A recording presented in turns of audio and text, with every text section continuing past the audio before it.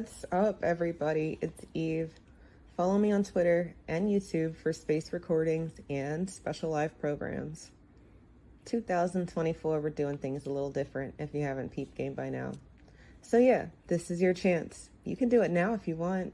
Hit the bell here on YouTube at JustEveB or find me on X at Justice4Just_Us. That's JUSTICE 4 JUST_US. And if you feel so inclined, support my channel and the work we do over here. The Cash App and Patreon links are in the description. Black first. What's up, everybody? Happy Tuesday. Happy October 1st. Welcome to Millennials Adulting. I'm Eve. That's Marie. Hey. Hi. Hi. Sorry we're late, but as y'all know, we're still working out the kinks on this new schedule. But Tuesdays, I think that's a good day. Y'all can expect to see us on Tuesdays. From there, still working on the time. But as it stands, today was going to probably be a current event or just kind of like a check-in of sorts, because who knew that the shit was going to hit the fan today? And then boom, the shit hits the fan and it's like, oh, there's all sorts of things we can talk about. So I figured we have an interesting conversation about daddy's love, as both of us have different relationships with our fathers. Maybe you in the chat have a relationship with your father that you might want to comment on. Maybe you are a father and you have some commentary or some opinions or ideas about our conversation tonight. But before we get to that, we're gonna have to talk about current events, the news. Tonight is the vice presidential debate. I know most of you guys have definitely divorced from politics with regards to, you understand that it's a setup, but I don't think it's fair to completely remove ourselves. Tax dollars. Somehow also my tax dollars. That you like that. Our money is being spent and we don't actually have a say right now. And maybe things can change. Marie, we come from people. When I say we come from people, our country was established and founded by people who threw tea in the harbor. And I can't get off that because it was such a simple point that this person made in this argument I had a couple weeks ago. And I'm like, damn, you're right. When did we roll over and just start accepting things? Like, is it the American way to just roll over and accept it? Because I feel like how it started was more like I don't like how you're doing things, so I'm going to do something about it. What's that? Anywho, but what can we do about it? This is something that Marie shared with me earlier today. It was 15 minutes of Iranian missiles hitting Israel.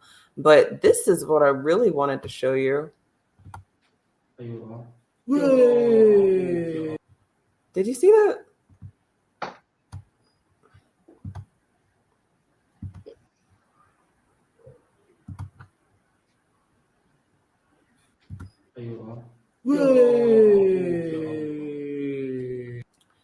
And as we are over here in America not dealing with drones, missiles being flown and shot above our heads, people across the world are absolutely dealing with war. Kamala said that there was nobody in war right now, and then there were people in our military on TikTok filming themselves like, okay, if we're not at war, where are we right now? Like, what is this? They said that, and then they had murdered somebody. Like, they assassinated some people in Syria, if I'm not mistaken. They're like, there's no one over. So who are those people, man? It's like they don't matter. And then in real time, you'll have Kamala saying that she cares about both sides. And I kind of understand where you would say, well, I'm the parent, right? And I've got 2 children and they're fighting. So we're going to have to get to the bottom of why they're fighting. Now, us, America being the parents, all sorts of quotes around that, right? But us being the parent, I guess, we're not really getting down to the bottom of the fight. We don't even seem to care about the fight as much as we don't really want to see the fight. It's so strange. They don't want people to videotape things. They don't want any firsthand accounts of anything, because then they won't be able to go through and say, well, there haven't been any civilian casualties. What did we just see? I don't know that that was a person that was supposed to have been hit. That person looked like they were just on the side of the street, just living their life, and then out of nowhere, Seems familiar. Freaking casualty. How? Well, today it kind of looks like something I watched for the past year. Live.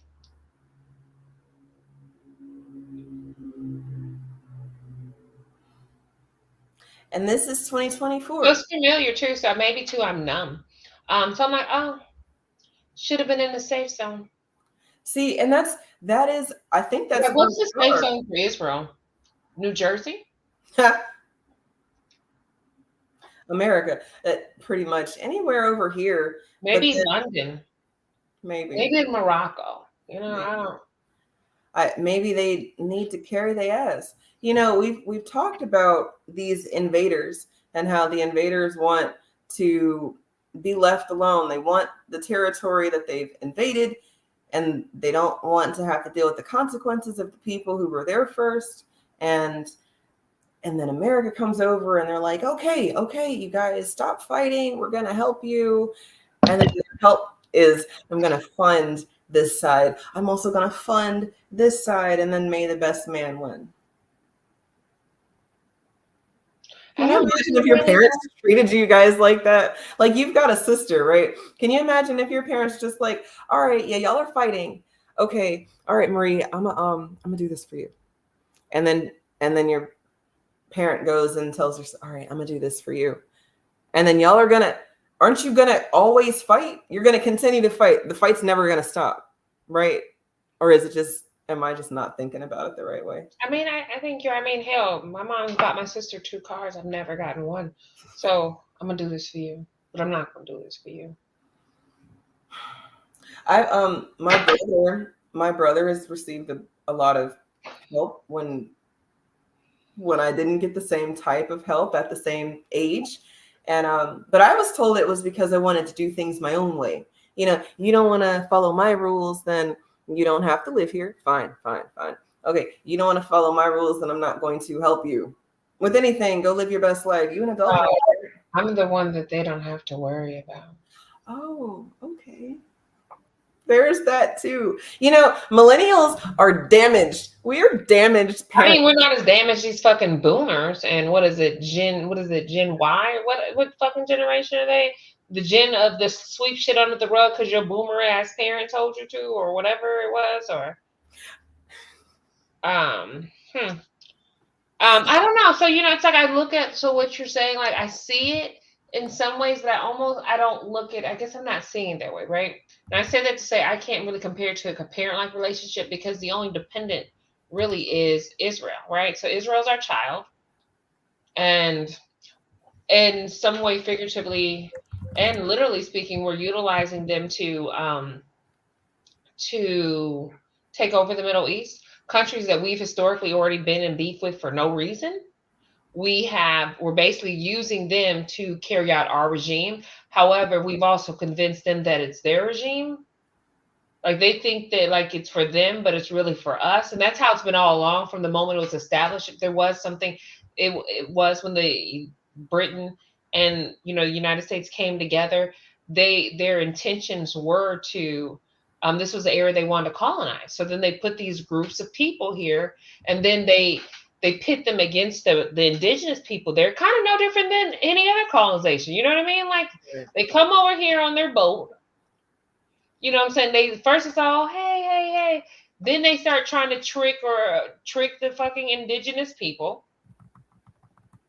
Then it's like it's all out war. I mean, it's basically, it's actually very textbook colonization.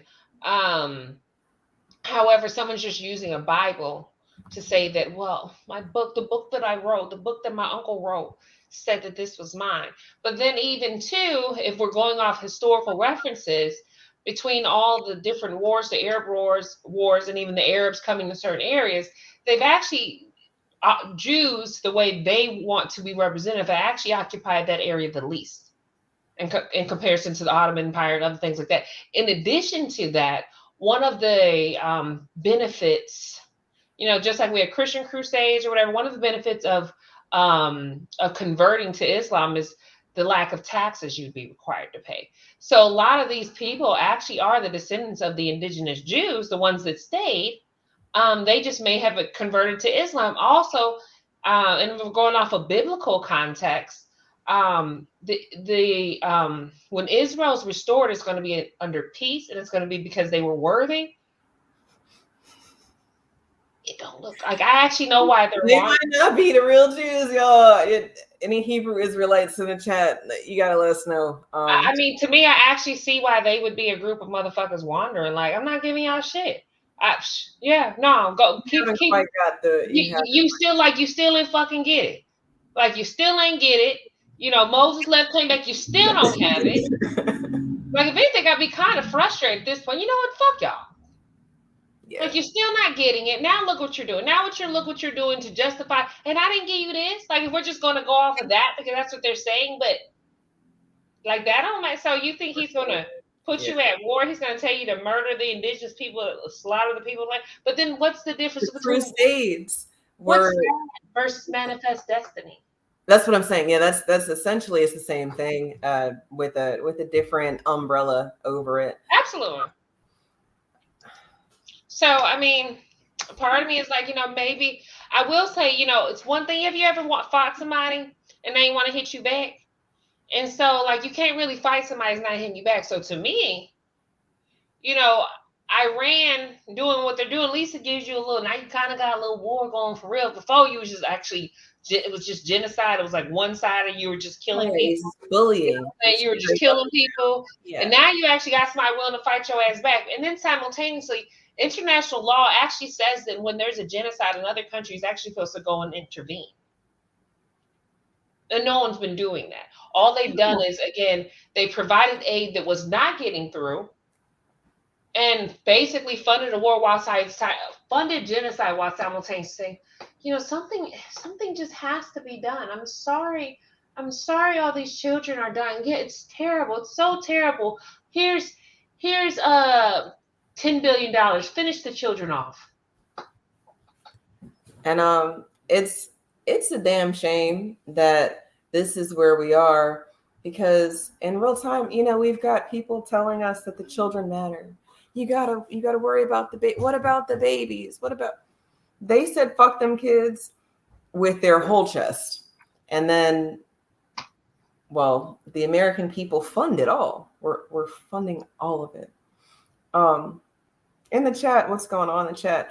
Generation X, they said it's not Generation Y, it's Generation X. Oh, and they said you're the shit. I don't know if you're the shit. Maybe some of you.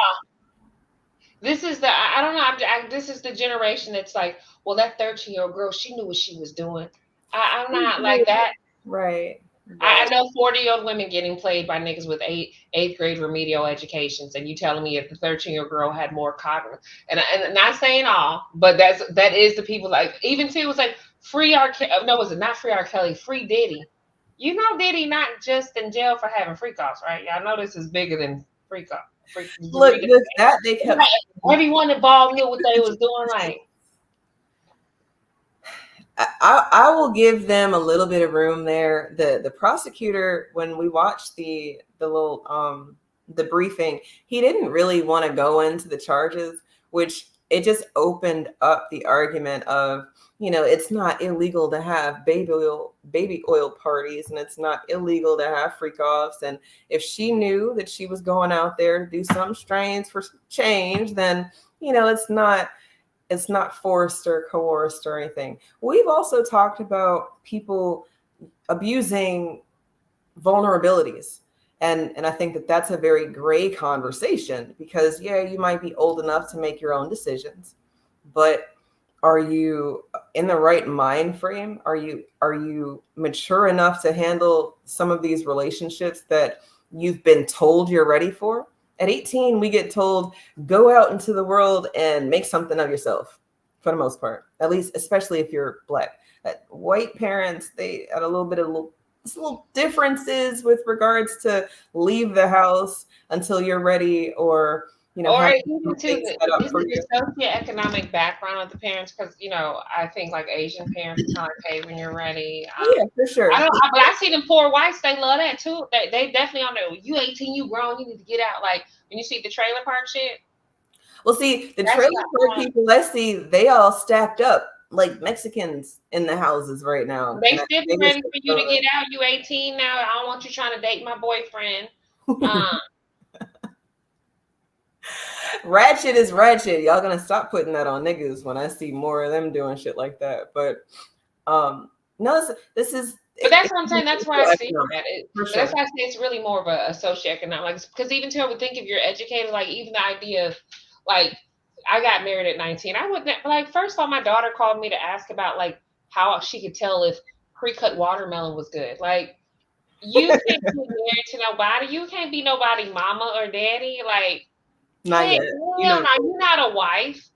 Um, she could never, or even the idea that someone thought I could, like, I mean, yeah, it panned out. I mean, we made it work, but like, But no. that's what'll happen.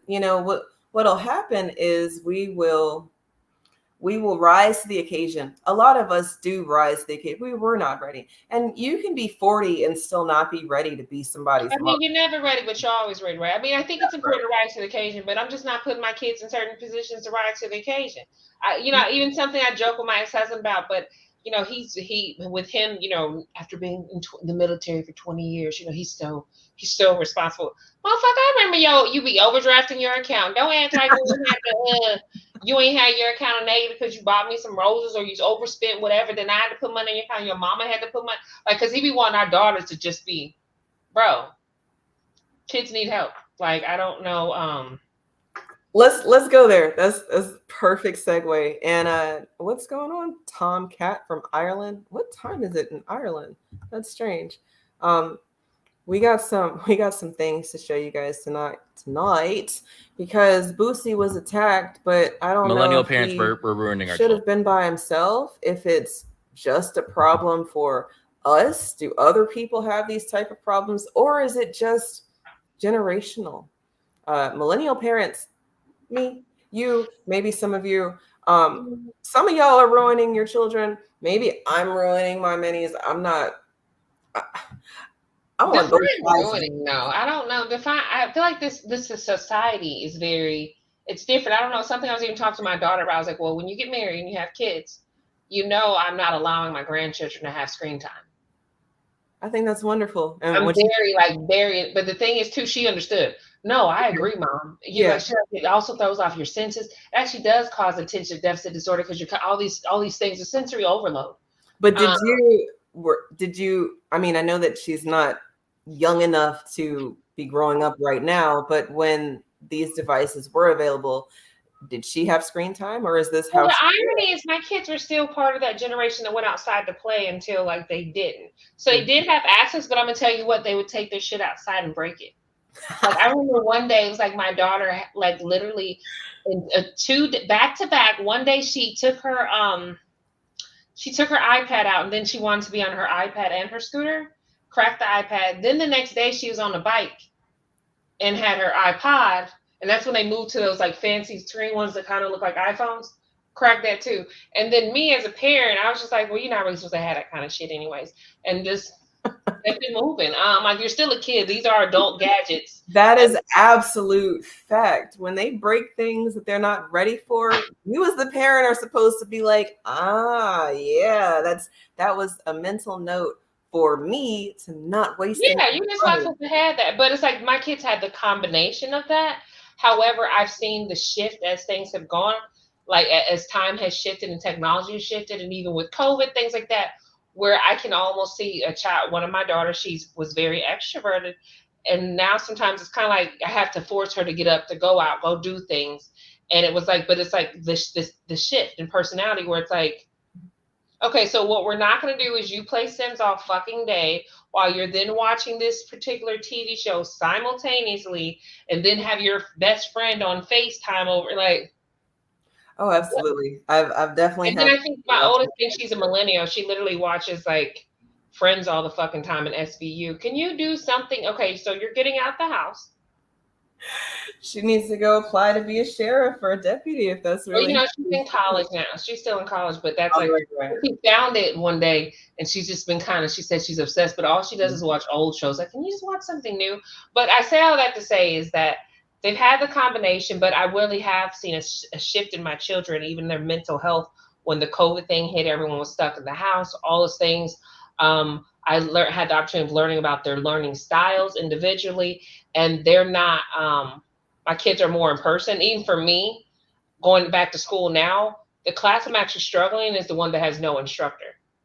Where the class with the lecture, that's the one like, yeah, no problem, no problem. This one where it's like, now press the button. When you press the button, it's going to take you to the, you're like, okay, I pressed the button. Do that? Like, is that assistance? Right? But that being said, though, I've been reading about a epidemic of, ADHD, depression, anxiety, and it is with our generation of children. And I definitely think that technology absolutely plays a part in that, even to the things you're seeing on social media, the images. I will say I'm fortunate where my children are against body shaming, and things like that. But then I also feel like, unfortunately, they actually have the stereotype of what is appropriate, but they're very cognizant of other people. Like, they don't believe in, like, no, this is just how you're born, and this is what that is. But I think for me, I always raise my children to challenge things. I've raised them to read books. I've always had, like, books have been a major key component in my household. History books, and not just reading them for, school, but because this should interest you. You should care about this. Right. But we don't see that as much anymore. These people can't even write in cursive. I think I asked a child to write their name one day. They didn't know how. I'm just like, ooh. And then trying to hold back the facial expressions. I'm not trying to shame a child, and at the same time, look like, what the fuck? No, if you know all the words to a song, then you need to know some other things, and I mean more than just Twinkle Twinkle Little Star. Y'all babies is rapping Sexy Red and Glorilla, but they don't know how. And then when we talk about those frequencies of that music, I think we're gonna have to have a show breaking down just music and what we grew up on and what's out now. But you made me think about this video right here because he well, I think you'll see it in a second.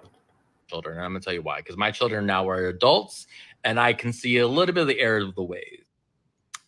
Millennials, we grew up with boomer parents, and boomer parents, we all know, we loved our childhood. We were thrown out of the house all day long. Parents never really explained things to us, and that kind of ruined us, So we said, when we have kids, we're going to explain things to our children, and we're going to get their buy-in, and then at the same time, we're going to have them come in and come out, do what they want, we're gonna change it. I now see the error of my ways when we're explaining to our children every single thing in every decision, because now they have buy-in, and because they have buy-in, they have a word. And sometimes it don't need to be like that. Sometimes this is the law. This is my house, and this is what needs to get done. Kind of like what our boomer parents said to us, right? So my 20-year-old is living with us again. Love it. I'm super happy that he's here. I love it that he can come back to us, but he kind of has a say. He feels like he has a say about getting a job and sitting on the couch all day playing video games on his phone. And I'm like, no, you need to get up, find a job today. And he was not prepared for it. And that's my fault. I didn't prepare him for that. I did not prepare him for the ruggedness of the real world, kind of producing that safe space that our parents didn't provide for us. But I realize now that our boomer parents may have not done the best job explaining things and getting us to buy in, but they gave us grit. And it's terrifying that some of my kids do not have grit. Some of my kids do not do well in social settings, just like me. I get it. We have social anxiety, but you still have to go to work. You still have to provide for yourself. You still have to pay for your food. And I get it. It's hard out there. Rents are high, food is high, but you still have to go out and still try to provide for yourself. Right? You still have to go out and do the things because you're an adult now. And while I am against kicking our children out at 18 because you're not ready at 18, some people are ready. You can't stunt their growth, but you can't just throw them to the wolves. Me and Isla do Sunday school on Sunday because we don't like the idea that the minis are being thrown into these situations without any armor. You know, we're supposed to be preventative. I think parenting is a preventative practice, not a reactionary sport. But COVID kind of messed all of that up for a lot of us because we were thrown into a very hands-on space. And some people ran with it. Like you said that you saw that your daughters have different learning styles. You know, they're having their own expressions of themselves. And then, you know, some setbacks, you know, not really wanting to go out, even though you can. Technology being a gateway and a Band-Aid. It's a catch-22, but we learned how to navigate both worlds because we had to. People coming up now are being thrown into one or the other. You know, their parents are not hands-on, but they're also, you're not about to sit in this house all day. So then you got to go out and figure out something to do. And idle minds, idle hands. I think they say something bad about things being idle. So, you know, we do have to continue to be present. Inside of the presence, are you coddling them? You know, are we making it too easy? I think one of our first conversations was about children being entitled and how it's a first world problem of sorts, but you know, we don't want them to lack. These midgets upstairs think that we're millionaires. And I'm like, where? How? But we don't necessarily say no. But see, that's the thing though, too. I think there's some value to that. You know, I think in thinking of that, actually says that, like, again, says you don't say no very often. They're not aware of whatever your situation is, which means that they're in a child's place. I think that means they think a lot of you, that you're making things happen. Whereas I remember lots of no's, and I remember needing things and going without asking for something that may not even be that expensive. Like in hindsight, it's like, so you mean, why didn't you just ask for a new brush? But they said no to so many other things that it was like, that's actually not very big thing, but because of the way you made me feel about this or that or something else, I didn't, you know, I would figure out these things on my own. And that being said, you know, something that was funny that really came to me was probably a couple weeks before or a month or two before my daughter was going to college. She needed help blow drying her hair. And apparently she's never had to blow dry her own hair. And she's 18. She's never had to blow dry her own hair. My daughters, they've always gotten there. Either I did their hair or I took them to get their hair done. But yeah, I'm like, you've never blow dried, Joe? Huh? Are you serious? Never thought and then about I kind of thought about it, like, I'm the one that has all the products because, like, my kids really don't do their own hair. It's like, I remember it was, Mommy, can you do my hair like yours? Or they have a hair appointment. Mm-hmm. That's it. Like, but you've never really blow dried. Yeah. Wow. Or, you know, so yeah, there's things you're like, that's a kind of a basic, but then I also think that goes back to access. You know, I probably got my hair done once a year growing up. Like, that was like, it was like, ooh, a big thing. You get it one time, that's it. You got to do your hair the rest of the year yourself. And then I'd be on grounded for something stupid all the time. So I just be in there playing in my hair. Like, shit, I probably don't have TV anymore. I'm lucky if I still got to keep my stereo because I'd be on those like forever punishments. Forever punishments. But there's no like time frame and shit. It's like 2 weeks. No. You're gonna piss them off. So it's like you just always on, like, can't ever go nowhere. Can't go nowhere. Might as well do my hair. Might as well. Or go do whatever bad thing it is because y'all gonna find me on, like, gonna put me back on punishment. Actually, gonna find out anyway. Like you, yeah, like I'm always on punishment. So that's the catch too. If you're always on punishment, what's the incentive to do good? There is no incentive to do good. No, which is like, so again, my kids never really seen punishment. I would take something away maybe, but I will say, like, my youngest is very headstrong, so she does have that person. I was like, I don't give a fuck. Oh, you took the thing? Guess I'll just be Guess here. I'll do something else. Yep. Okay, I guess I'll just be in here. Like, I think she got mad at me and my ex-husband. She was mad at my ex-husband. She felt like I was defending him. And the thing about it is, even when he does some bullshit, I can't be like, yeah, your dad don't give a fuck about you. Like, you might even be on to something, but I'm never going to say that. So I'm like, well, maybe, have you thought about what he has going on? Does he have any health things? Or, like, do you know what's going on with his doctor's visits? Like, I'm trying to, like, take the focus off of her so much. And then she said that I was defending him, got pissed off at me, and just sat in her room naked on the floor because everything she had, she said that either he or I purchased. I'm like, this motherfucker's a psychopath. I'm like, I call her, we need to put her in therapy or something. She needs somebody to talk to. Why is she? Really is not working right now with me and with you either, because she don't like you right now either. Yeah, and then to come find out, he like, damn, I didn't know. So it's because you was defending me? Yeah, apparently I'm supposed to be like, you're a piece of shit and you don't care about her. Yeah. Which I'm like, in theory, like, there's times, when we first were divorced, the kids be mad at me, thought I said something, but I'm like, why would I ever? Because that impacts my children's self-esteem. So at any point, if I were to ever make it seem like something their father did was a deliberate dig against them, to them, at them, I would be impacting their emotional well-being. So it would never, ever be in my interest to make my children feel like they're not enough or their father doesn't care or whatever. You know what I mean? Right. And so again, even as an adult, like, or as we get older at 17, I can't really take your side like that, because even if, like, yeah, my ex-husband's an asshole, but I know he's never outright doing something to be malicious to you. You know what I mean?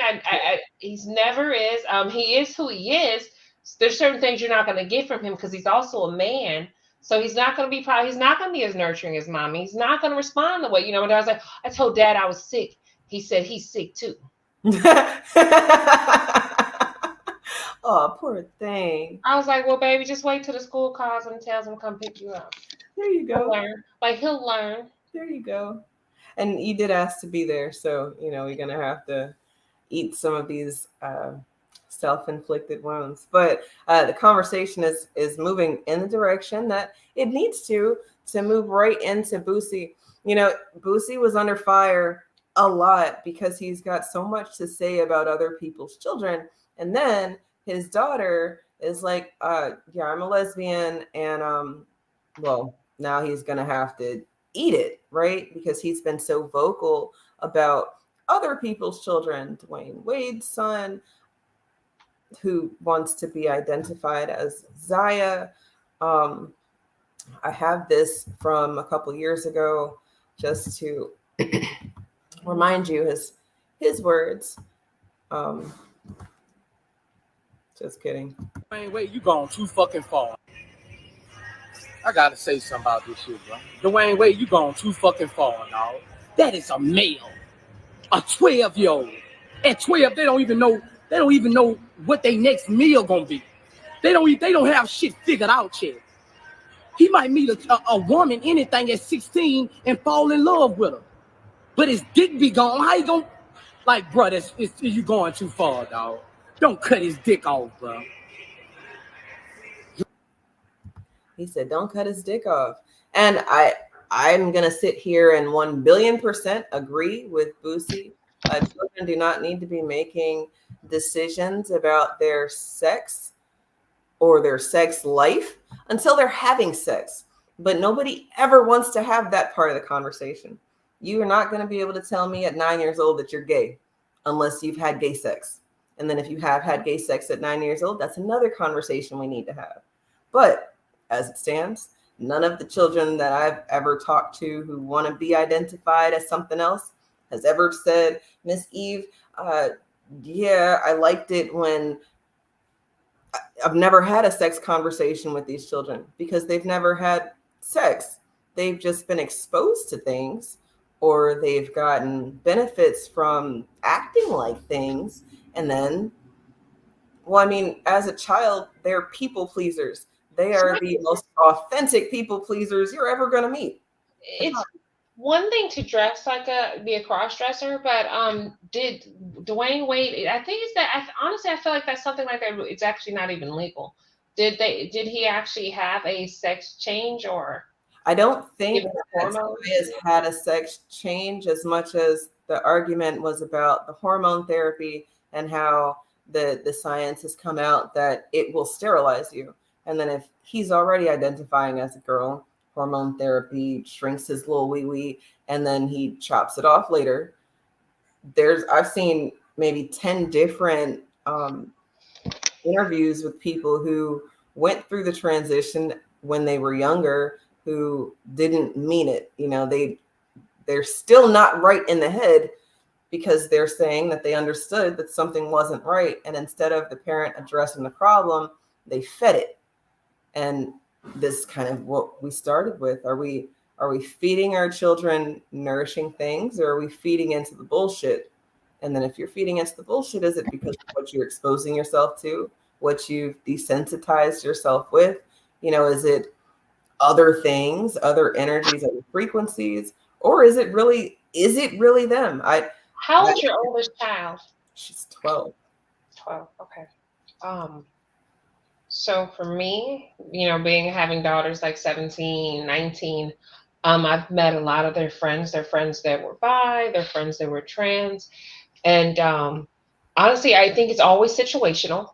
And I say that to say that there was like this girl, she wanted to be a man.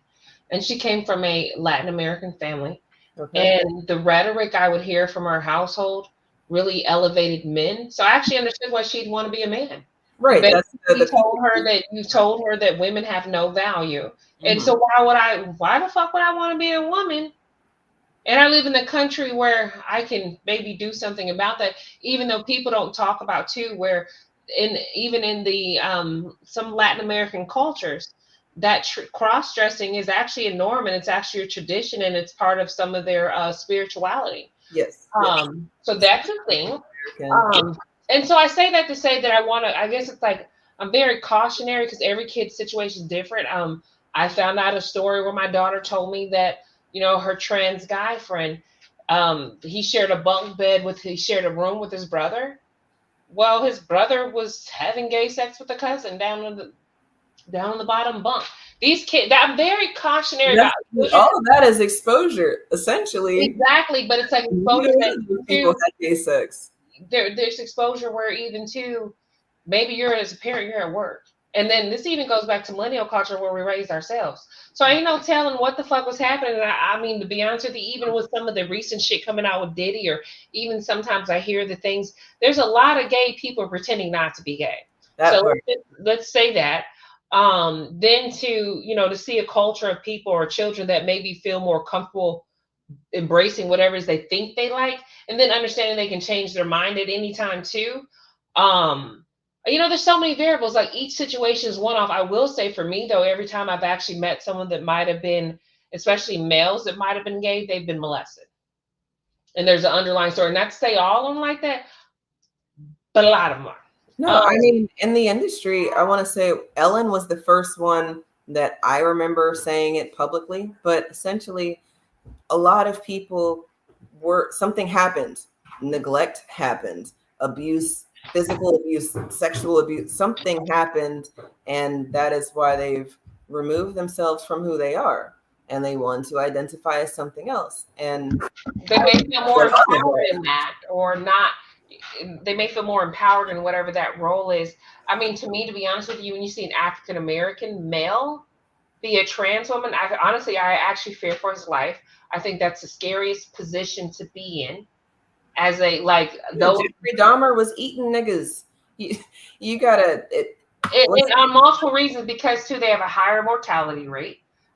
Just in general, and I will say this. I don't know. I feel like some of the things stem from history due to like buck breaking and just different things like that, where homosexuality isn't very welcomed in the Black community. I find that people will overlook pedophilia, but they will not overlook someone, being gay, especially a male. Women are given passes just because it plays into some fantasy. Whereas men, though, I mean, I've seen the aggressive actions of men who don't want people to know that they're gay, right? So then, you know, you get the extra. Maybe even like, yeah, you like, whoa, where I actually know heterosexual males have no problem taking the gay people, treating them with respect and everything else. Like, he cool, he just Yeah, like, no, you know what I'm saying? Like, that's it. Which I think is a telltale when someone like flexes up and is so just, you know, I think that is definitely a why are you so what are angry? we doing? Like, Like, if why you so touch much? you or something and remind you of something, remind you of yourself. Right, Is it right. like you want to live? But also I don't know that the Black community is not accepting of gay as much as it's more of a what you do in your house needs to stay in your house. I grew up in a house where what happens in this house stays in this house. And I feel like a lot of us grew up with that, which is why people have gotten passes for being bad people. Excuse me for a moment. But I think even too saying what happens in this house stays in this house.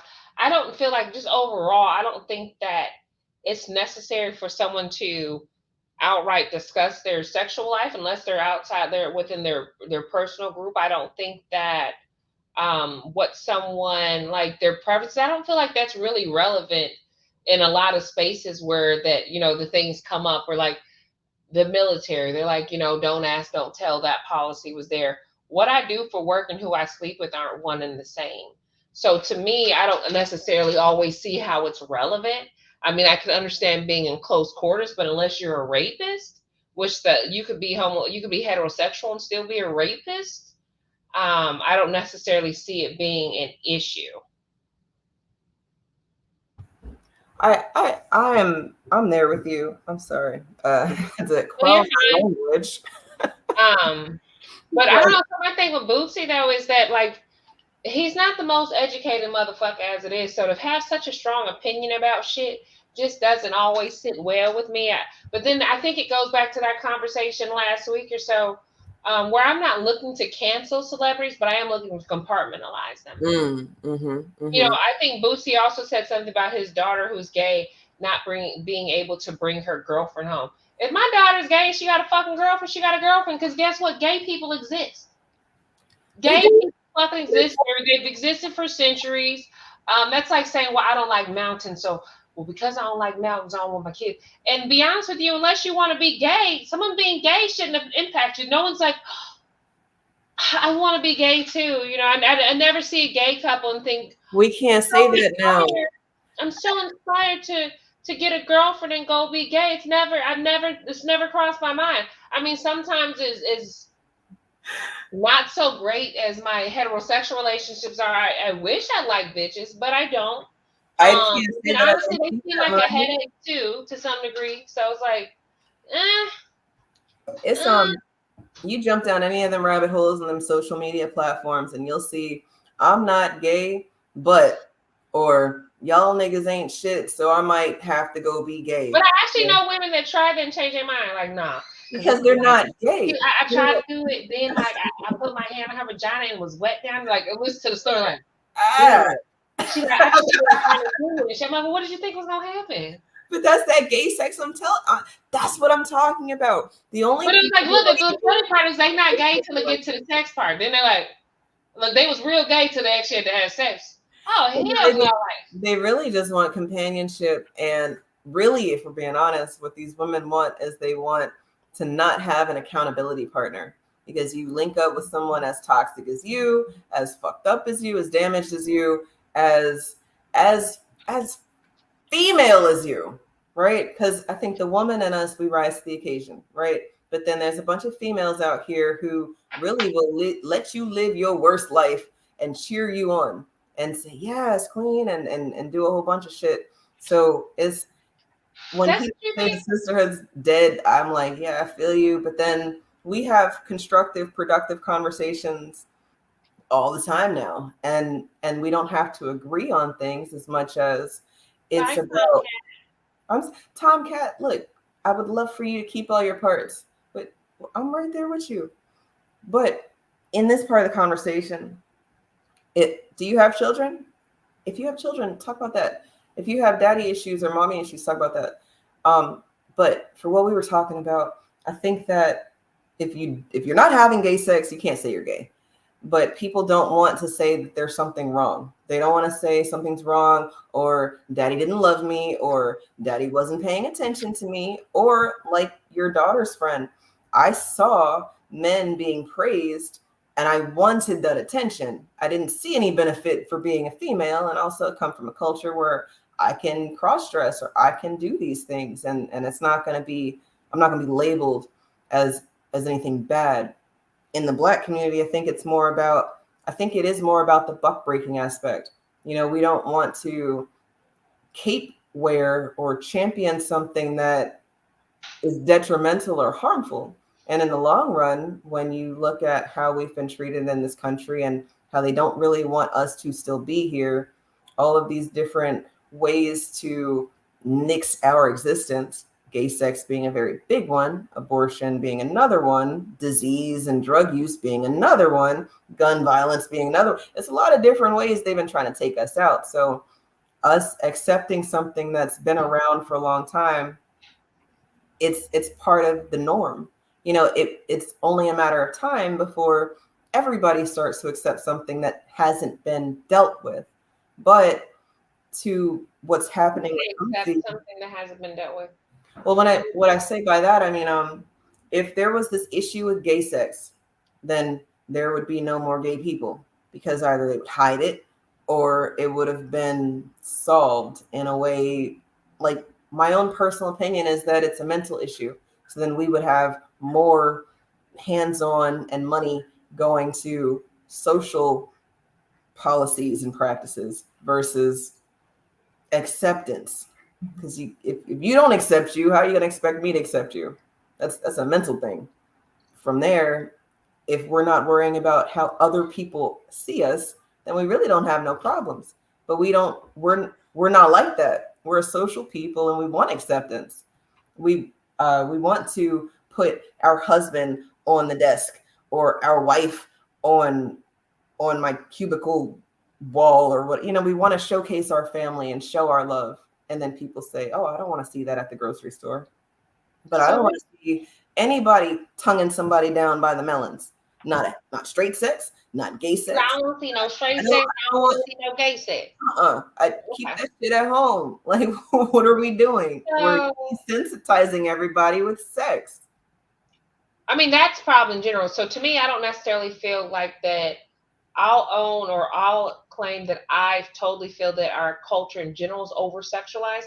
I don't think that there's a gay agenda per se. I think people just say this shit because it makes them uncomfortable.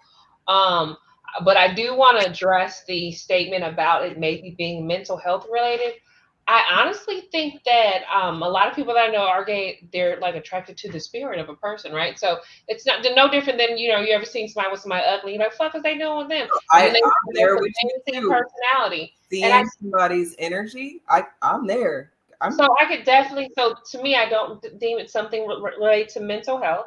Now, I will say maybe I have some concern about when women are gay, simply because even their gay marriage, their lesbian marriage rate is actually, they have the higher divorce rate in general. So when women marry women, they're more inclined to get a divorce. When women marry men, we're more inclined to get a divorce. I don't know if we're just fucking finicky. Women, we're the ones. I don't like this shit. I'm gonna bounce. Apparently across the board. Now, men marrying men, they have a better, they have a longer, their marriage rate is staying married longer. Is like they have a higher rate of that. Too. But I also feel like it's because men don't lose themselves in marriage. Men know how to prioritize themselves. Then at the same time, they probably do have a lot in common. Like I seen a thing recently where there was two guys, they were best friends. They both had wives. They divorced their wives and married each other. Very attractive men too, by the way. I was like, damn. That being said, I don't think it's a mental health thing. I think it's just a decision that adults have made. However, I know a lot of well-to-do lesbian couples too. So I don't feel like it's a lack of accountability, because to me, sometimes what I find is a lack of accountability is when the women date down on purpose. So they could be the Okay. superior one. They can be superior, or So they could be one like he need to get his shit together, constantly dumpster diving or picking fucking projects, and then I don't know why, like why you're out here dating for potential, as if like God sent you out here to be a project manager or something of someone else's life. To me, those are the people that actually have mental health issues and need to be in fucking therapy. And we actually see more of that than anything. To me, what breaks down the homes personally though is having a bunch of fucking kids out of wedlock. And then like being anti-gay, but you'd have made about 50 fucking broken homes. And somehow you're a black family, but you ain't married not one of these women you got pregnant by or one of these men that, you know what I mean? Like even to being, you know, I know women that have a lot of kids by different men and being so pro-choice and you care about life so much, but yet you're actually making someone else, you're creating a child that's going to have a harder life than they need to have. Absolutely. I got Boosie's daughter on the screen. We're gonna have to try to get this out because we gotta hit Elon. And you said it, the millions of babies in broken homes, and then you got all this shit to say. But Boosie, I don't know that was his story as much as he's just been very vocal about what he doesn't like, and then your shit stinks too. I was listening to a song from his earlier today. Murder was the case that they gave me, right? And you know, when you're coming off of some real life shit, I mean, you know, you're looking at life in prison because, you know, that's the life that we're living. Sex, that's got to be easy to deal with. You know, when you're looking at jail time and those types of removal from society, and you beat it, it seems like everything else is easy. So how he feels and having all of these thoughts and opinions on things, he went back and apologized. And I was reading his Instagram post of his apology.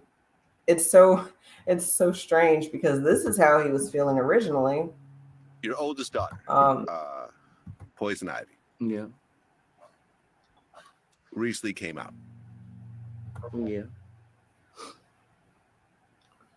And obviously your stance on homosexuality and all of our interviews and everything else like that became front and center.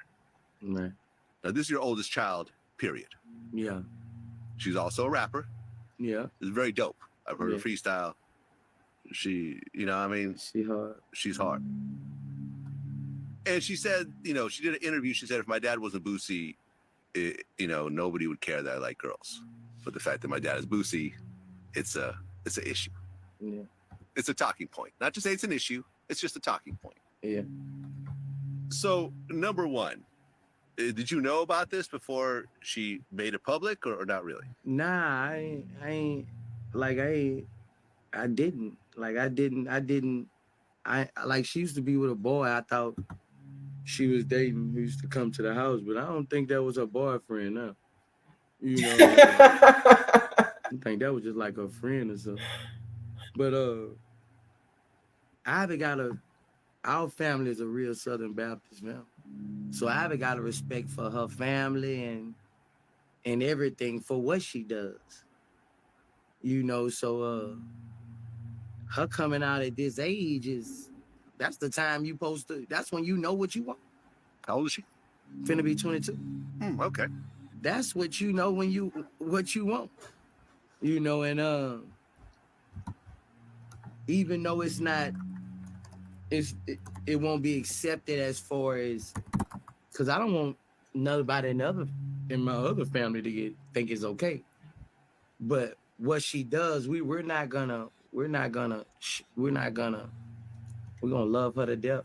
We're gonna love her, you know, we're gonna love her to death. But at the same time, it's our family, it's never been that way.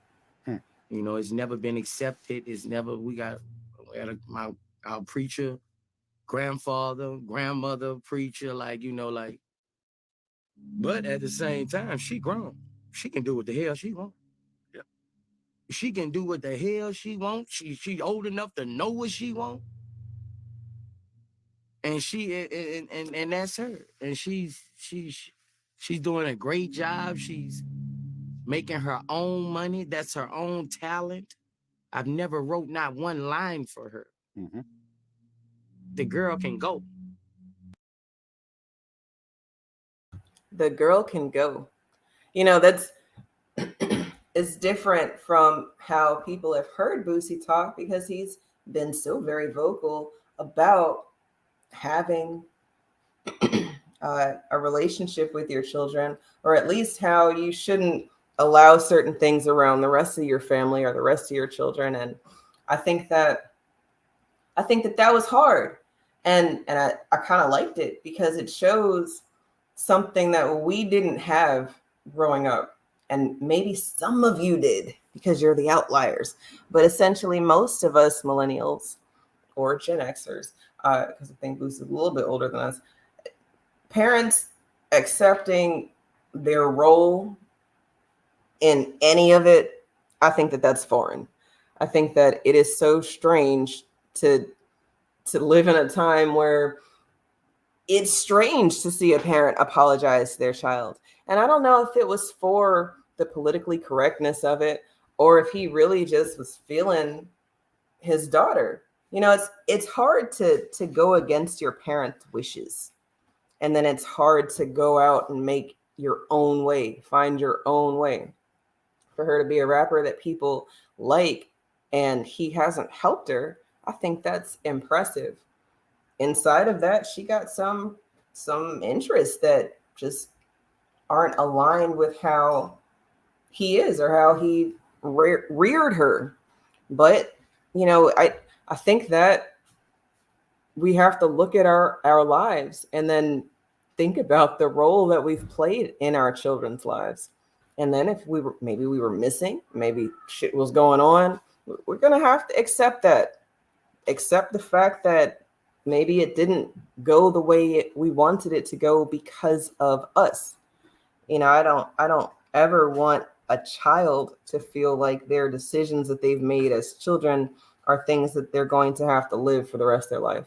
That's crazy. We exist in a time where 18, 19-year-old white men are being found out to have worn blackface or had a KKK type tattoo, racism, white supremacy, connections, but they've changed now. So if you can change your racist ways, then maybe we can change some other things. But Marie, before we even went live, we were talking about how I couldn't find the post, but it was about Hurricane Helene, and how the girl said life's been easier or less complicated dealing with, you know, the traditional side of things. But then she starts talking about how all of the advances in technology actually didn't really help anything, you know, electricity, electric cars, Wi-Fi and internet versus like a landline and a generator and coal, right? All these things that they say are bad for us. But then she couldn't escape the racism or the bigotry or the prejudice, right? What did she say? She said something like, and diversity didn't need that. Don't need diversity. What? Someone even tried to blame, like, well, that's why this happened. People are in positions. Like, the thing about diversity, to be honest with you, it typically does not mean that you're not fit for the role. In fact, what's more dangerous is nepotism. That's often when people aren't fit for the role or don't necessarily have the merits. Typically, you actually got to meet the criteria and be black. You got to be able to do all the shit and be black.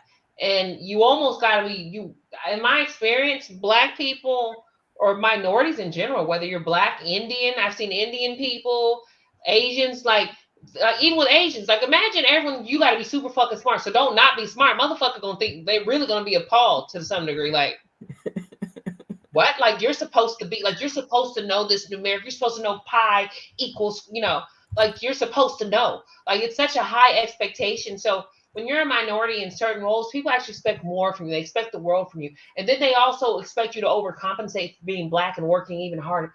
How dare you show up being black now? Now work twice as hard to prove yourself. Why while, you know, Ethan is over there just kind of bullshitting, playing kiki-ka, because his dad knows the guy, and he, you know, but yeah, the fact that a racist still like, so bitch, let me get this right. You're still gonna racist? Like, guys, send that flood back. Run that shit back. Bend the block one more time. Clearly you didn't flood high enough. I have been doing some research, and they said that it was primarily sundown towns that were hit. Mm-hmm. I will say I had an old client I loved in Asheville, but that doesn't mean that it wasn't a, you know, a racist town. Like, you know, I feel like how them white folks be feeling like some black folks. Like, he's a good black. He was a good white. He was my token white person. Really liked him. He was very articulate too. No, but I was kind of, so the funny part is I was initially like, I didn't send him a message to check on him, not really sure, didn't hear back, so don't know what that means. And honestly, if you don't have a charger or things like that or electricity, may not be able to respond back. But I actually felt bad for them because I do feel like not a lot's going to happen simply because they're poor. And I do empathize with being poor. And my poor probably ain't even they poor, to be honest with you. My poor be like, I can only get my lashes done this week. I wanted to get the nail art, but I decided to go. My poor was still, you know, even growing up in a house with a functioning attic, the house was still 5 bedrooms. You know, my poor looks different than their poor. And in fact, they would think otherwise. My poor was going to a high school that's one of the top in the US. But again, it looks different. In fact, I'm sure that her trenches is way, you know. So I empathize until I started doing some research. So even when my homegirl mentioned them being sundown towns, I'm still very empathetic. Where shit, there's certain times we be looking at white folks, fuck are you doing over here? In fact, are you here for drugs or something? Why would you be in our black community? You're either looking for drugs or you're a drug addict or you're dating someone that we don't appreciate you dating. But we've never been, I don't know, never in the history of America has it been massively accepted, you know, to beat up a white person who was in the wrong side of town, as much as, you know, gang violence is a very real thing, you know, and yeah, but we did have the concerns though, like, well, why are you here? Oh, for sure. Like, depending on you, we might hit a lick on your ass. It wasn't personal. It wasn't personal, not because you're white, it's because you weren't from here. I'm saying it's a self-inflicted wound, wrong place, wrong time.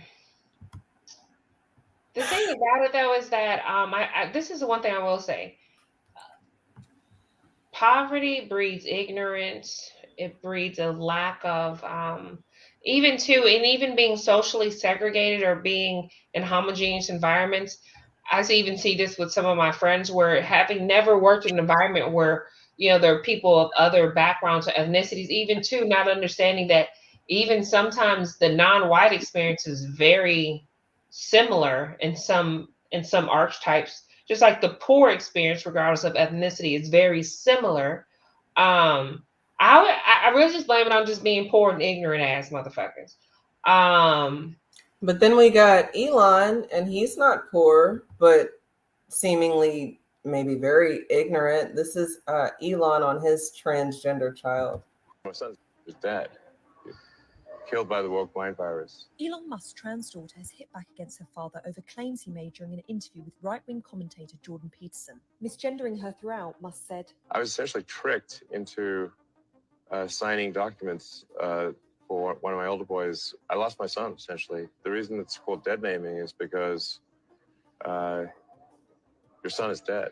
In a follow-up tweet to the interview, Musk wrote that Vivian was born gay and slightly autistic. He added that when she was 4 years old, she had a love of musicals and theatre, and she would pick out clothes for him to wear like a jacket and tell him it was fabulous. He finished the tweet by saying that Vivian was not a girl. In response, 20-year-old Vivian Wilson, who no longer speaks to her father, published a series of posts on X's rival platform Threads, which is owned by Meta. She wrote, "Last time I checked, I am indeed not dead." In response to her father's post on X, she added, "This is entirely fake. None of this ever happened, ever. I don't even know where he got this from. I did not have a love of musicals and theatre when I was 4 because, you know, I was f***ing 4. I never picked out jackets for him to wear, and I was most certainly not calling them fabulous. She closed the thread by writing, I'm legally recognised as a woman in the state of California, and I don't concern myself with the opinions of those who are below me. Obviously, Elon can't say the same because he's desperate for attention and validation. Go touch some grass. The musician Grimes, who dated Elon Musk for several years, voiced her support to Vivian. Pink News has reached out to Elon Musk representatives for comment. My son is dead. And I'm sorry, I don't know that that's a statement that's inaccurate. If you used to be a boy and now you're a girl, what happened to the boy? But then you listen to like Caitlyn Jenner, and Caitlyn says that, I'm Caitlyn, but I'm still Bruce. And I also understand that as Bruce, my body's different. I couldn't be more happier than I was when I heard Caitlyn say that transgendered people should not be participating in cisgendered sports. I think they need a special Olympics of sorts. And then I mean, that's fair. I think that's a fair assessment, just due to muscle mass, things like that. Right. But then you'll have people saying that, Marie, you're being politically incorrect and insensitive with your cisgendered and trans hating self, because Vivian is a girl, according to California, and because of it, Vivian should be able to participate in girl sports and girl things. And I'm not there. Vivian can be called Vivian. I'm fine with that because we're naming ourselves. But Vivian can't say she's a woman because she's not a woman. And then I'm desensitized by all of this because I still slip up and say she. And it's not because I'm trying to degender somebody, but you've already degendered yourself. We need new classifications. Here's the thing, right? If Vivian already had stereotypical gay behavior from the very beginning, I kind of feel like then the fact that he already shared that, he kind of tripping. And if anything, she may deal with the thing that maybe she did feel like she wasn't put in the right body. And not to say I agree with it, but it's possible. You know, I over the past couple months, you know, I think I don't know if I mentioned to you, I feel like I've told my friends, I believe in reincarnation. Yes. So yeah, so we talked about that. So it's not this whole thing of God, like I believe in a higher power, but I don't think it's as deep as, I don't think it's the way people think it is. You know, this whole thing of this rituals and these rules and shit, just there's too much chaos in the world for that to be like. I mean, yeah, we just. If that was really what the plan was, all y'all should have just been wiped. He sent another flood, sir. That being said, there's no telling to whatever type of agreement she made before she came down here, or what the purpose was, what you know, the lesson was supposed to be, etc. That being said, if my child is exhibiting those kind of tendencies from the very beginning, I cannot be surprised that 18 years later. Well, and really, there's a difference. If you're feeding into it. And see, even too, sometimes white men, they have a tendency to, their stereotypical gay is them emulating or imitating Black women. Oh, for sure. For sure. Which is kind of like oh, really? That being said, I really wasn't seeing that either in the behavior, manners. I've seen other things. That being said, I think like your child is an adult and that's what they want to identify as. You miss your son. Your son he always had these feminine behaviors. And in fact, I'm assuming that maybe he chose a role that more aligned with the behaviors of who he was. What happens, or at least what it sounded like, is that Elon didn't think anything of it. If he's saying that I mean, he did name his kid some weird shit. I'm wondering too, maybe, it's nothing, they'll grow out of it, and then they did. Now you're like, yeah, but then maybe you did that. Look, if you ignored the signs or whatever, what made you? why are you doing this? Are you copying your sibling? What's happening that's making, because even here's the thing. I remember my daughter, like kids, sometimes they just don't know. My daughter was hysterically crying because she didn't have facial hair. Oh. Because mommy has, first of all, my ass. I have facial hair, don't want this shit. You know what I'm saying? Like, she was like wax and shave and laser my facial hair. And she was like crying because she wanted facial hair too, because mommy has facial hair. So she legit thought shit. I mean, which it is, women have facial hair, right? It's very common. You know, it is what it is. And but she was like, she wanted it because her mommy did it. You know, her mommy got facial hair, so her mommy got a mustache. She's trying to have a mustache too, and she's really bothered by it that she don't have a mustache like her mom. Like, girl, you are not missing shit. You don't want it.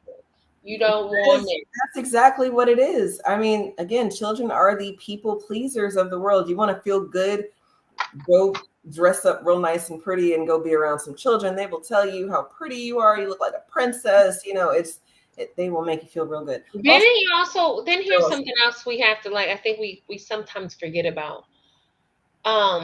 What's in the food we're feeding our children, the chemicals, the hormones, etc. And going back to, since that is a thing, we can't negate it or act like it doesn't have an impact or play a role in their hormones. For sure. And the way that they're like their microbiome, the way they evolve as individuals. They're I don't know. The funny part is they always say like kids are hitting maturity. My kids start their cycle later than me. You know, so I don't know. Like, well, I'm like, so I don't know. Or even sometimes when they say someone looks like an adult, like I remember being in 8th grade and motherfuckers be trying to talk to me like you. And when I go look at, like, I didn't have a body. I was in 8th grade. I just wasn't fat. You know what I'm saying? Like, I just didn't have the stomach I have. And I didn't even have breasts yet, really. Or they was there, but they wasn't nothing to write home about. So at no point long, how the fuck did I look? Somebody's lying. Somebody thought this culture of making shit up or labeling shit or identifying shit or this is this or that is that. I feel like there's still so much we just don't understand. There's so much we don't understand the impact of these chemicals that we're putting in our body.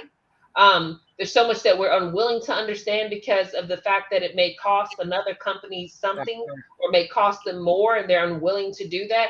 I mean, when you look at the fact that other countries have a completely different, you know, like even the ingredients in their foods are completely different, and it's just outlawed. And then you have 50 million fucking ingredients in ours. And that, you know, I think even recently I was like looking for natural laundry detergent, and it was like, I discovered there's like good laundry detergent that only has 3 or 4 ingredients. So then I'm looking at I've always been a Tide Gain girl since I was like 19, since I was out here being a homemaker from the beginning.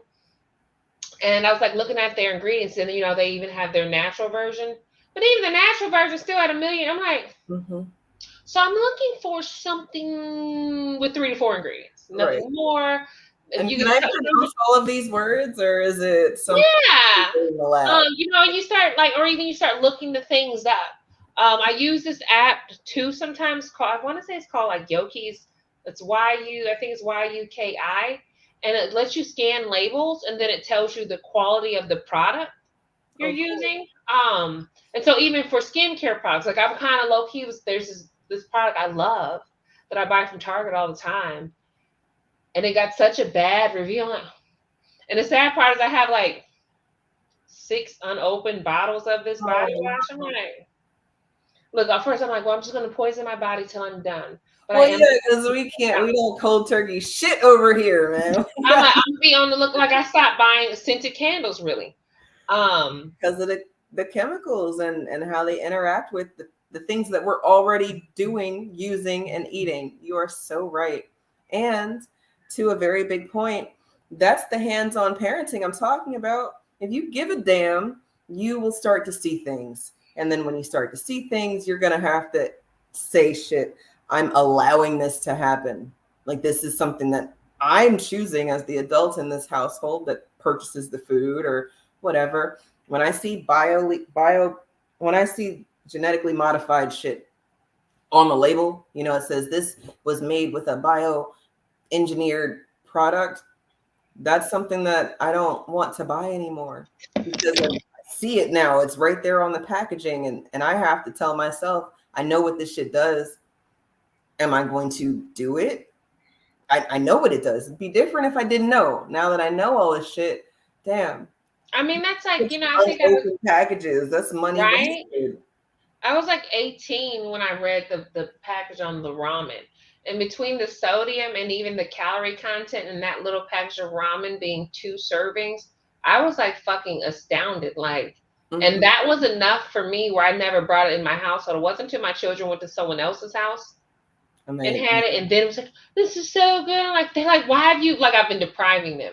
Just like even too, you know, there's certain movies. They're like, we never watched Juice or, you really don't need to watch that shit. There's a reason. But it's like they done went over somebody's house, found this shit. Like, you haven't let us watch all these classic black films. I'm like, I let you watch 5 Heartbeats, motherfucker. That's a classic. The Temptations. That's a movie that everybody thought that these niggas was really in a group because it was such a good movie. I'm like, that's a classic. I don't know about. It is a classic. You want me to watch these Jason's lyrics? You want to watch these killer black films like with a love story built in there somewhere? But okay, huh? But again, exposure. Like they left my house, came back. Like, or no? How about peanut butter? And not that I had anything against peanut butter. I just never had a reason to eat a peanut butter sandwich. And that's something you give. That's what they give to kids that couldn't. You know, they either lost, they didn't have lunch money or whatever. And this is what they got. This was the free lunch thing because they also didn't have real. They didn't have the subsidized lunch. Marie, you said peanut butter sandwiches as a struggle meal. I mean, to me it was. So they went somewhere and made peanut butter, and it was like. And the thing is, I grew up in a household like my stepmother's German, my dad's black. But my stepmother either cooked German food or soul food. Before she was with my father, she was married to another black man for 20 years, and he was older. He was her senior.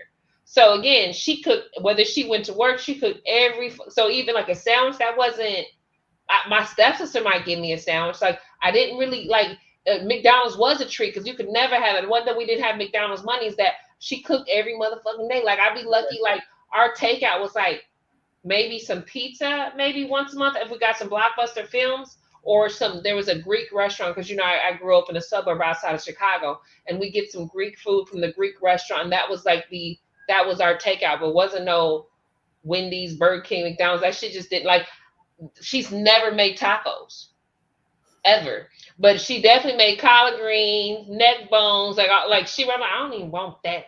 Like I couldn't wait to get out in the world and have Velveeta shells and cheese, and now I hate that shit. Like that's too funny. Won't be buying, or even too. I used to buy shredded cheese because I hated that she would never buy shredded cheese, and now I'm so disgusted by shredded cheese. I just look at it and I'm like, this is nothing but fucking preservatives. This is what's preserving the cheese in its shape. I'm like, we're not eating this. And my kids be like, why do we have to shred the cheese or something? You'll appreciate You'll learn. you'll get it later. But that's so real. And I think it's a good well-rounded moment for our conversation tonight because, you know, it's the exposure. You know, what are we exposing them to? And then are we having conversations with them? Because as millennial parents, we do have conversations with them. We want them to understand the why. And then we're also having that kicking ourselves moment because damn, now they're asking why for everything. Why do I have to do that? Why did you think that was okay? Mom, why? What? No, why do I have to shred the cheese? Or why do I have to make this doctor's appointment and not that doctor's appointment? And I find that, you know, you're never done. They make their doctor's appointments because mine don't. I be ready. And like, she's 19. So lately I've been, due to a HIPAA violation, they said I can't do it. She make her grow up. Give her that grit. Like that damn HIPAA. I'm like, but here's the link. Here's your insurance card. Feel free to knock yourself out. The other one, I can't wait. You know, she's 17. One more year. You making your own appointments. Because I already go to the doctor for, like, I'm in there for a hangnail, this. I think I was at 2 different doctor's offices on Monday for different things. You know, I'm like, therapist, psychiatrist, this, that. Like, look, I have my own appointments to get forth, okay? Not your stuff too. Right. But where were we going with it? Like, overall exposure. We Right? were talking about exposure, chemicals. We were talking about how maybe even too some of this is occurring. Even to think about areas where there's more waste, industrial waste. There's so many different elements and so many factors that are playing a role in how our children are impacted. Their hormones are impacted. That I think it's almost like, while it's worth a discussion, I think that we still have to keep it, like, I guess maybe not even necessarily an open mind, but just be loving. Shit, like, this whatever fuck you doing, this what you doing, because at the end of the day, you still my child. That's the end of the day And point. I don't know what the hell, like, shit, for all you know, you could actually hate gays, and that's your motherfucking lesson. It's the love, like God gonna give you whatever you don't like, they love them, but whatever you don't like, need patience. Okay, let's try that patience. Give me time. Okay, we're gonna work on it. So here's the thing though, like, while I have actually talked to my children's friends about even acceptance, like, let me tell you something, long as you accept yourself, like, it's not for other people to accept. In fact, you will hurt your feelings consistently looking for other people to accept you. Just accept yourself. Fuck everyone else. That being said, it's not for me to like or not like. Like, you exist. You're a person. You exist. You feel how you feel. That's like me being like, well, I don't really like mountains. So should the mountains go away? Like, well, I mean, I'm just saying, I don't like when I be seeing mountains mounting. Oh yeah, no, the mountains can't mountain because we can't. It just makes me uncomfortable when they be mountaining. I mean, it exists. You know what I mean? So that being said, it's not. I'm neither for nor against, and it's not my fucking place. If I don't want to be trans or I don't like gay, I'm just not gonna be gay. I'm not gonna be trans. However, I think that because, again, I'm none of those things, I'll never understand that experience. I'll never understand what made you feel that you needed to do this or not do that or whatever. And for that, I also think that when you decide to make that decision, one, it must take a lot of courage, especially coming from a household that maybe it isn't accepted.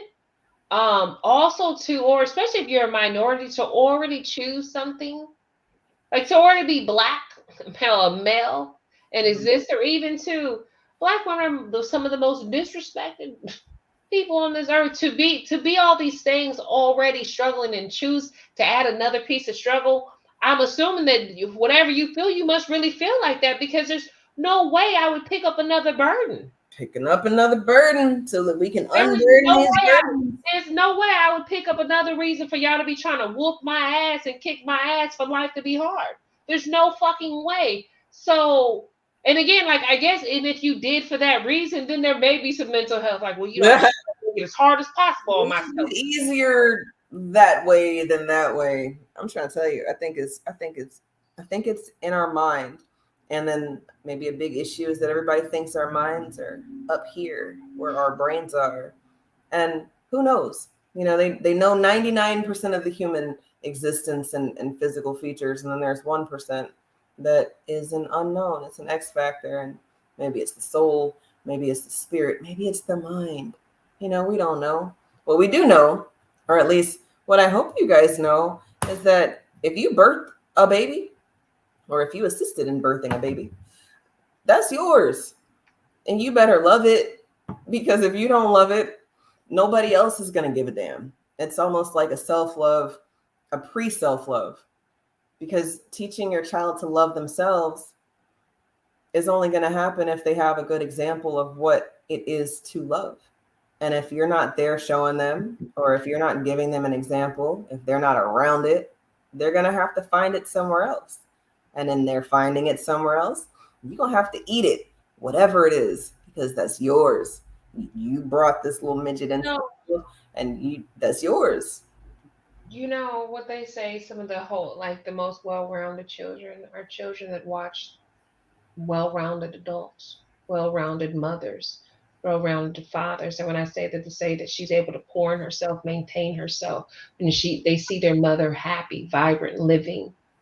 When she's balanced, she's handling her business, which also means, too, in the event that you struggle with mental health or anything like that, making sure you're getting the help that you need, so your child doesn't see you in solitude or isolation and going through the motions that come with life, but being able to see you do the things you need to take care of yourself. I think even one time I was like, so me and my ex-husband, we were separated for a while, like before we ever got a divorce. It was more out of convenience. He didn't live in the same state as me and vice versa. So it ain't like we really had to see each other. Also with the military benefits, he would get more pay. I liked his insurance at the ER. I didn't really use it for my primary care, but it definitely came in handy for ER visits, little things like that. And one day, my daughter asked if it was something to the effect of, does my boyfriend have a wife too? And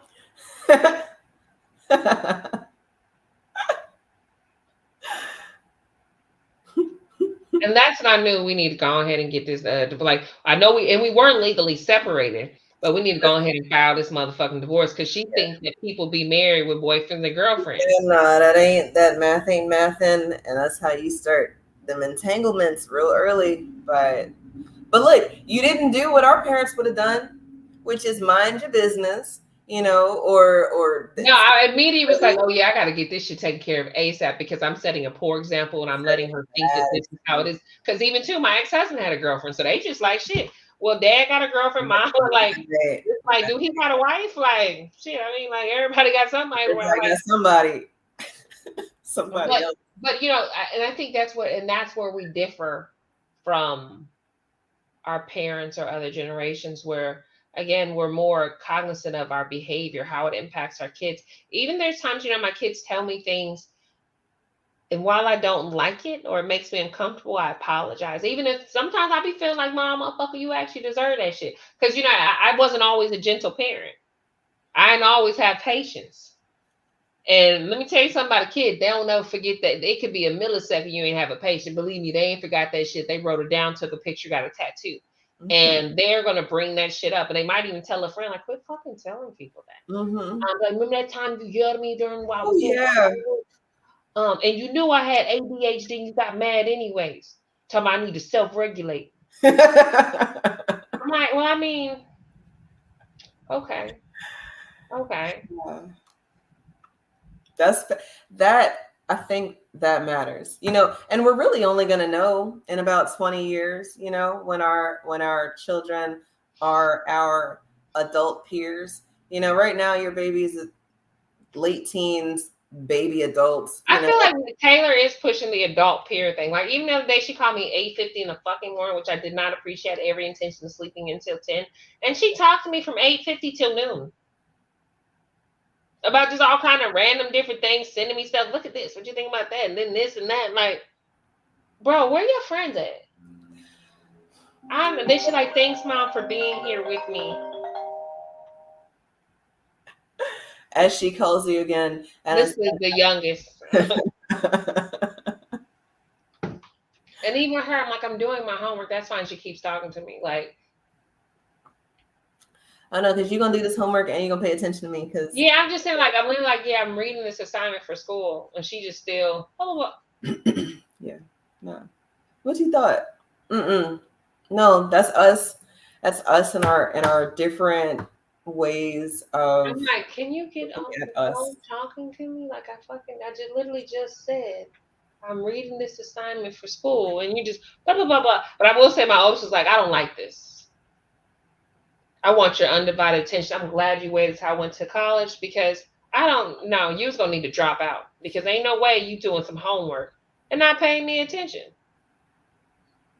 So I'm glad you waited because you talking about you trying to do your discussion board. I got a discussion board for you. No, I think that's great. I'm glad that your daughters are comfortable, talking to you. We have to have children that are comfortable talking to us because if they don't talk to us, they're going to talk to somebody else. And ain't no telling what somebody else saying. Germ balls out here and fraudulent business people and people who just, they use vulnerabilities, and our babies being so loving, accepting, welcoming. Some of y'all are really. And not really having a hard life. They're more inclined to be a little more naive and trusting because they're not coming from the mud. Right. And they're not assuming there are people out there to take fucking advantage of you. That's because they're operating from a place of scarcity and you're operating from a place of abundance. That part. That might be our next conversation. I think we've had a couple topics tonight that we can definitely dive into for next week. But until next week, you guys have been wonderful in the chat. Creative Junior, thanks for joining us. Spirit, where are you at? Jay Shine and Tomcat. It was cool seeing some new people in the chat today. And these conversations, they might not have been something you thought you wanted to talk about. I think they're things that we need to be comfortable with because we are the adults in the room, and we're going to have to be blunt about some of these things. So whether you agreed with Boosie when he was blunt in his hate talk, or if you agreed with Boosie and him being blunt with his love talk, I think as the adults in the room, we do need to be blunt. Yoshi. Yeah. Yeah. Huh. Yeah. Yoshi. Yeah. And that's NTR. You probably be mad at me for what I might say. Hey. You probably be mad at me for what I might say. Hey. You probably be mad at me for what I might say. Hey. You probably be mad at me because I am blunt. I am blunt. I am blunt. I say what I want. I am blunt. I am blunt. I am blunt. I say what I want. I say what I want. No restrictions, no filter here. Only the truth. Truth get revealed. We all want the truth in our ear. We all want the truth in our ear. Tell me I'm wrong. I make the correction. Something went wrong. You switch the directions. Hate me so much you block my blessings. Truth should set you free from exceptions. Loving me, love the heat, hate the bait, learn the street. They hate love, love the pain. All the music sounds the same. Entertain, not a game. You're to blame. I can never be that kind of way because we all have different emotions and we all entitled to all opinions. But when you talk, it just don't make sense. That's why when you speak, I don't believe it. So I analyze every damn thing and I also do my own research too. So you can't tell me any damn thing and I've been trained to see right past you. The Illuminati, they can't have my body. They can taste my shawty. The Illuminati, they can't lead nobody. They can't call my body now. No restrictions, no to the hill. Only the truth, truth get revealed. All we want, truth in here. All we want, truth in our hill. Let me wrong, make the correction. Something went wrong, switch the direction. Take me so much, block my blessing. Truth is lit, free from possession. You probably be mad at me for what I might say. You probably be mad at me for what I might say. You probably be mad at me for what I might say. You probably be mad at me because I am blunt. I am blunt. I say what I feel. I say what I want. I say nothing but truth. I am blunt. I say what